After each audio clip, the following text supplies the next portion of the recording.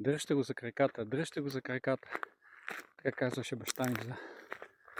Трябваше да хванем прасето и да го държим от единия крак и от другия. Брат ми вече на 13 години.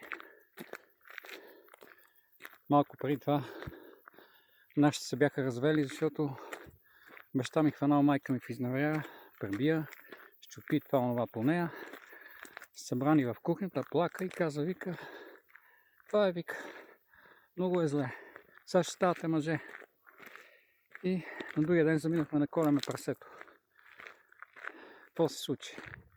Трябваше сме наблюдатели, обаче делото се напил и заряза шопара с касапския нож.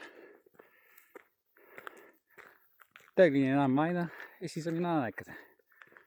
Делото къркаше, като всеки селски човек, общо взето селените много се напиват. И ние, баща ни вика, идвайте, ставате мъже.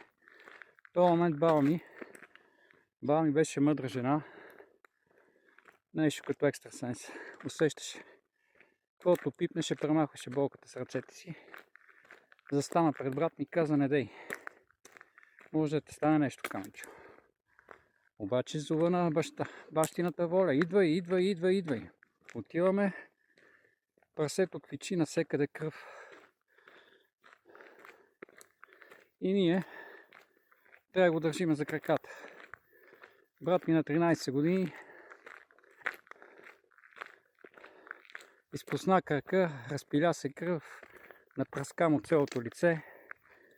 Както и да е, накрая някой го заклане, не помня кой. Може и аз да съм, а не вярвам. И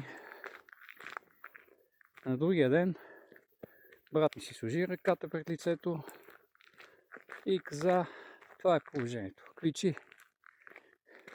После врачки, баячки, екстрасенси. И накрая един скок от 5-ти етаж, след като го изписаха от психиатрията. Та децата са жертви и винаги травмата носи следи за цял живот.